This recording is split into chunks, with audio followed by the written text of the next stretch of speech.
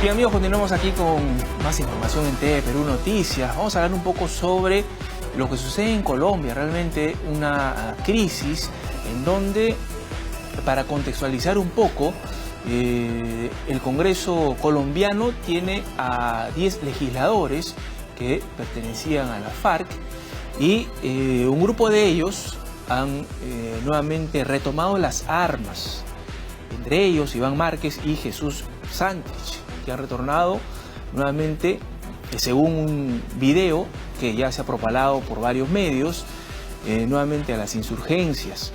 Se ha cuestionado ahora el acuerdo de paz que fue firmado con la FARC y Juan Manuel Santos en el 2016. Vamos a conversar justamente sobre este tema con Ramiro Escobar, que es un reconocido internacionalista. ¿Cómo estás, Ramiro? Gracias por la invitación. Bueno, ¿qué podemos decir sobre la situación en Colombia? ¿Es crítica? ¿Para ti estuvo bien o mal este acuerdo de paz que firmó Santos con la FARC? Para mí era lo posible, ¿no? Nunca un acuerdo de paz va a dejar totalmente convencida a una sociedad. Siempre va a haber una parte de la sociedad que va a estar en contra. En el caso de Colombia fueron sobre todo las asociaciones de víctimas, no todas, pero la mayoría, o una buena parte. Lo que se negoció durante 4 años, ¿no? Se le dieron algunas concesiones a la FARC que son propias de un esquema de justicia transicional que se suele dar con este tipo de negociaciones, es decir, se baja las penas a quienes cometieron delitos, se hace una serie de proyectos para que ellos se puedan reincorporar a la vida civil. Se fue a un plebiscito, recordarás, y se perdió por una cantidad pequeña, pero no, la gente estaba en contra. La mitad de la población, claro. Más o menos la mitad de la pero población. Pero no fueron muy condescendientes, muy mórbidos, y muchas concesiones no se le dieron al abrir las puertas del Congreso. Lo que pasa es que a mi juicio no, o sea, se hizo lo que se podía hacer y lo que no se pudo hacer, ¿no? Eran cosas que simplemente iban a bloquear la negociación. Y quien estuvo alentando, digamos, esa forma de ver las cosas fue Álvaro Uribe, el expresidente, que luego lanza la presidencia a Iván Duque, que es el actual presidente. Claro, entonces, ellos están en contra del acuerdo. E impulsaron una campaña y la siguen impulsando. Entonces, siempre, y en Sudáfrica pasaron cosas horrendas durante años y al final se llegó a una negociación, hubo confrontación de víctimas. Yo pude cubrir como periodista para La República el acuerdo de paz en La Habana y en Bogotá, y hablé con negociadores del gobierno de Santos y entrevisté a un comandante de la FARC. Y entonces las conversaciones eran tensas, pero al final se llegó a un acuerdo dentro de lo posible.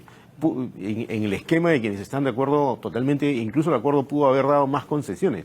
Dio las que se podían aceptar, ¿no? Y incluso estos 5 curules en el Senado y 5 curules en diputados eran curules que no terminaron de ocupar algunos de ellos, como los que han ido, Iván Márquez y Santrich. Claro. Santrich iba a la Cámara de Representantes o de Diputados, e Iván Márquez al Senado. Entonces, desde el comienzo ellos se distanciaron de la ejecución del acuerdo porque ya tenían algunas discrepancias anteriores, pero ahora ya se han hecho visibles, ¿no? ¿Y no es que se haya rendido Manuel Santos ante los terroristas? No. Yo no creo eso. Es una versión que promueve a Álvaro Uribe. Y decir que se ha rendido quiere decir que no les dio todo, ¿no? Eso es una idea que no se sostiene. Es decir, cuando se entra a una negociación de ese tipo, mira, para que tengas una idea de cómo son este tipo de cosas, Estados Unidos está negociando en Afganistán con los talibanes, presuntos responsables del 11 de septiembre. Eso mucha gente no lo sabe, no se comenta, y se dice que en Venezuela no se puede negociar. Estados Unidos está negociando con Venezuela. Entonces, siempre es mejor una negociación. Como dice Benjamin Franklin, nunca hay una buena guerra y una mala paz. La guerra siempre va a ser peor. Entonces, rendirse ante el enemigo significa capitular. Santos no hizo eso, negoció hasta donde se pudo, sacó un acuerdo que contó no con la mayoría de la población, pero con un poco menos de la mitad. Volvió a negociar, cerró el acuerdo. Lo que pasa es que llevar a ejecutar un acuerdo de ese tipo, que es tan complejo, que tiene una serie de aristas que podemos comentar, ha sido muy difícil. Entonces, estos señores que han vuelto al monte, a los pocos meses de que se cerró el acuerdo, mostraron sus discrepancias y llegaron a la conclusión de que no se podía ejecutar, que se les había traicionado. Entonces, ¿se han burlado de Manuel Santos o del Estado colombiano? Bueno, ellos sí, ¿no? Pero Timochenko Timochenko permanece, ¿no? Claro, y además ha llamado delirante a Iván Márquez, ¿no? Pero no tiene mayor influencia, ¿no? Ya es un veterano, ¿no? A ver, dentro del conglomerado de la FARC había más o menos 14.000 personas. Según ha dicho el propio Timochenko, imaginando que exagere, ¿ya? Pero por lo menos hay un registro de 12.000 exguerrilleros inscritos en los registros que implicaban salir de la guerrilla e insertarse en la vida civil. Entonces, la mayoría de la FARC que entraron en el acuerdo están en el acuerdo. Ellos son una minoría los que han salido. El peligro es que se pueden aliar con el Ejército de Liberación Nacional. El Ejército de Liberación Nacional y con un grupo de la FARC que desde el comienzo, antes de que cerrara el acuerdo, no entraron al acuerdo. Entonces ahí podrían hacer una nueva guerrilla, eso sí sería un peligro. No a la magnitud de la anterior, pero podrían hacer una nueva guerrilla. ¿Y qué debería hacer entonces ahora Iván Duque, que es un demócrata, ¿no? Y ha expresado ya la dureza para enfrentar a estos disidentes de la FARC, ¿no? Incluso el día de hoy ya se ha registrado un operativo muy duro en donde se ha tenido de baja a 9 disidentes de la FARC. Mira, yo creo que Iván Duque lo que tendría que hacer es lo que en algún momento dijo, desde que empezó su gobierno, a pesar de que en la campaña había dicho, no él exactamente, pero unos voceros dijo que el acuerdo sí iba a ser trizas, eso dijeron en la campaña, pero una vez que entró el gobierno, matizó, llevó a cabo las rutas, digamos, empezó a poner fuerza en las rutas del acuerdo de paz, que significa apoyar proyectos productivos, vigilar la zona donde están los exguerrilleros, otorgar tierras a un sector de la población campesina que habían sido tomadas por los paramilitares. Empezó a hacer algunas de estas cosas, pero al parecer por la presión del expresidente Álvaro Uribe, que sí es un férreo opositor al acuerdo de paz, también se mostró ambiguo. Entonces ahora, dados estos hechos, lo que ha dicho es, ojo, en un momento ha dicho que se va a continuar con el acuerdo, pero a la vez está advirtiendo que va a haber mano dura contra quienes se han salido, y los que se han salido del acuerdo ya no tienen derecho a lo que la Jurisdicción Especial para la Paz establecía de ventajas para ellos en reducción de penas. No, él está respetando el acuerdo todavía, ¿no? Incluso ha pedido a los congresistas que pertenecen a la FARC en el Congreso que, bueno, como sabemos, la FARC son las iniciales de las Fuerzas Armadas Revolucionarias de Colombia, pero en el Congreso es la Fuerza Alternativa de Revolucionarios de Común, ¿no? ¿Ya? Y les ha pedido que lo saque de su agrupación política, ¿no? Yo creo que eso se va a producir, porque el propio Timochenko se había distanciado de Iván Márquez y de Jesús Santrich, que además está acusado de narcotráfico, y ahora lo lógico sería que sean sacados de la agrupación, porque literalmente ya no pertenecen. La agrupación existe, la FARC, digamos, oficiales, las Fuerzas Alternativas Revolucionarias del Común, en la medida que no existe el grupo armado. El otro grupo se ha ido al grupo armado, entonces ya no tendrían por qué estar. Yo creo que sería un gesto de Timochenko que haga efectivo eso, ¿no? Y tome distancia como ya ha tomado verbalmente, ¿no? ¿Y por qué crees que ellos, o a Iván Márquez, que su verdadero nombre es, me parece, Luciano Marín Arango, ¿no? Sí. Y a Santrich no les ha gustado la vía democrática, una oportunidad en el Congreso para actuar de acuerdo a ley? Lo que pasa es que puede haber varias explicaciones sobre eso. Una es que hay personas que se han pasado como 30 años en el monte, o 20. Entonces es muy difícil para ellos, que se pasaron, no toda una vida, pero varios años de su vida haciendo la guerra, ¿no? Incorporarse a una forma de hacer política que no ha sido la suya durante muchos años. Lo otro es que es real que hay partes del acuerdo que no se han cumplido. Más o menos hay una Comisión de Derechos Humanos de la Unión Europea que ha establecido que se ha cumplido solo el 18%. Entonces, para este tipo de acuerdos hay que tener paciencia, ¿no? Nunca son perfectos y nunca son fáciles de llevar a cabo. Entonces, creo que la facción que está con Timochenko, que es la mayoritaria dentro de la FARC que entraron al acuerdo, y la mayoritaria dentro del conjunto de la FARC, hay una disposición de seguir adelante a pesar de las dificultades que hay. De parte del gobierno de Duque también hay una disposición de ir adelante, pero hay presiones, yo diría, siempre de los extremos. Por un lado, del expresidente Álvaro Uribe, que va a aprovechar evidentemente esto para decir, miren, yo tenía razón, esto fue un fracaso y no debía hacerse, y el lado extremo de la FARC, encabezado en este momento por Márquez y Santrich. ¿Qué pasa si se anula el acuerdo? A mi juicio sería un profundo error, porque ¿sabes lo que pasaría? ¿Qué pasaría? Llamaría a otras personas que no se han ido con Márquez a irse con él. Y ese grupo, que ahora es pequeño, podría crecer, porque se llegaría a la conclusión de que no es posible vivir dentro de la sociedad civil sin agarrar un arma para hacer política.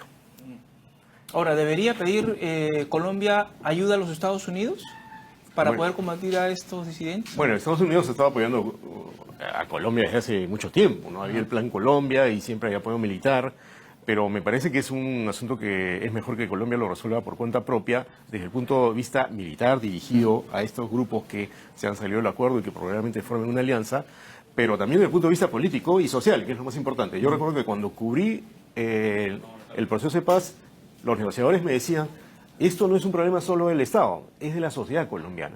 Entonces la sociedad colombiana tiene que entender que la búsqueda de la paz no es un proceso fácil, no viene la armonía en el momento, ni siquiera muchos años después, pero sí una manera de apagar un foco muy violento que había sacudido y agredido y dañado a la sociedad colombiana por 50 años. ¿Pero pasa por perdonar todas las tropelías de los terroristas de la FARC o pasa porque se haga justicia después de haber cometido homicidios y todo lo demás? No se han perdonado todas las tropelías, esa idea no es sostenible, no es real, ¿no? O sea, porque ellos no han pasado por juicio.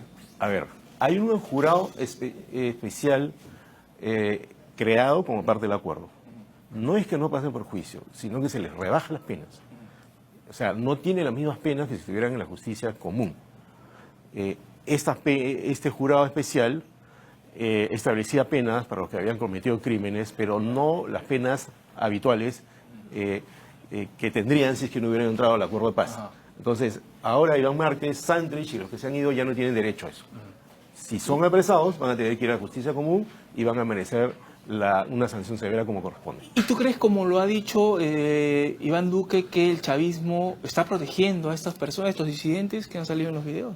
Mira, porque se habla de que están incluso en Venezuela, ¿no? Hay una hipótesis de que esa conferencia de prensa que vemos ahí se ha dado en la frontera con Venezuela. El chavismo ha tenido vínculos con la FARC desde hace tiempo. Y hay una situación paradójica, ¿no? Cuando se promueve el acuerdo de paz, hay 4 países que acompañan el acuerdo oficialmente. Cuba, Venezuela, Noruega y Chile.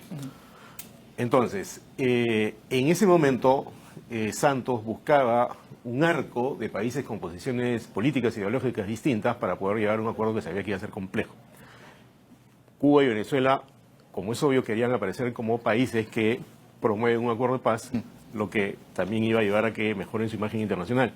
Entonces, ahora lo que ha pasado es que Maduro ha insinuado que podrían ir, que cierta anuencia con los que han salido, podría haber ahí un juego de presionar a Duque, que siempre ha tenido malas relaciones con Maduro. Las relaciones con ellos no son de las buenas, de las óptimas. Y Duque tampoco le atribuye a Maduro prácticamente la gran responsabilidad en que esto haya ocurrido.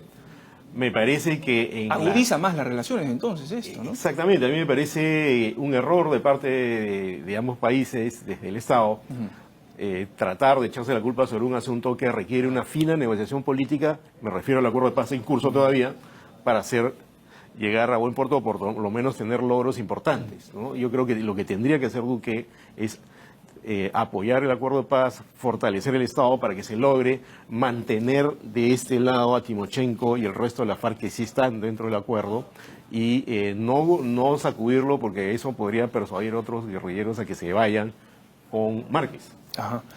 Ahora, Ramiro, antes que nos gane el tiempo, quería hablar un poco sobre Venezuela también, ya que estábamos hablando del chavismo. Juan Guaidó ha nombrado un gabinete el día de ayer y que lo encabeza Leopoldo López, ¿no? Que está en la Embajada de España, de una manera para fortalecer su presidencia.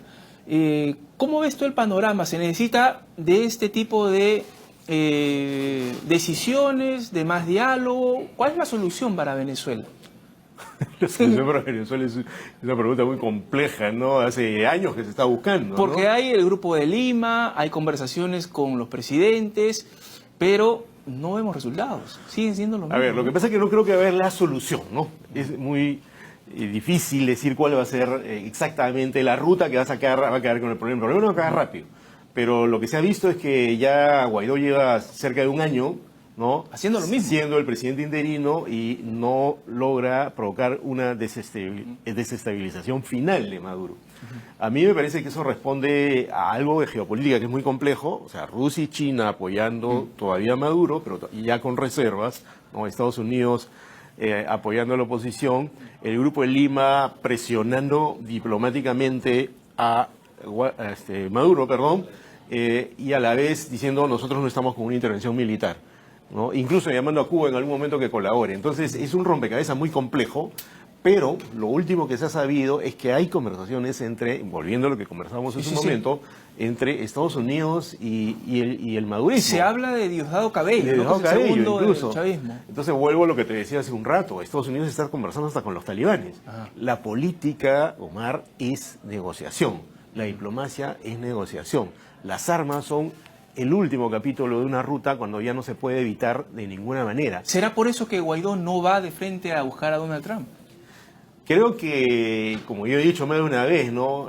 Haría mal la oposición, no le ha resultado además en los hechos, ¿no? Dejar que Donald Trump o Bolton, el asesor de seguridad de Trump, sean los jefes de la oposición, ¿no? Creo que tienen que buscar una ruta alternativa. Pero necesariamente ¿no? Podría ser militar, podría ser policial, ¿no? La DEA podría intervenir. Pero eso sería, creo, complicar las cosas, ¿no? Se ha intentado antes, mira, en Centroamérica, en los años 80, había guerras civiles, algo mucho peor que lo de Venezuela, con un montón de muertos. Y se formó un grupo que se llama el Grupo de Contadora, y el Grupo de Contadora se formó al margen de Estados Unidos, promovido por varios gobiernos, entre ellos el de Perú, que no está en el Grupo de Contadora, pero nació aquí en Lima, ¿no? Y ese grupo logró amenguar y finalmente condujo a que se terminaran las guerras civiles, para disgusto de Washington. Pero fue efectivo. Acá yo creo que sería posible buscar una estrategia de ese corte, porque lo que se tiene hasta ahora es presiones de Rusia, presiones de China, sobre todo de Rusia y de Estados Unidos, ¿no? Y no se deja espacio para una estrategia alternativa dentro de América Latina que acabe con este penoso problema que toca a toda la región, como ha visto. Listo, Ramiro. Muchas gracias por todas tus reflexiones. Ramiro Escobar, reconocido internacionalista, con nosotros aquí en los estudios.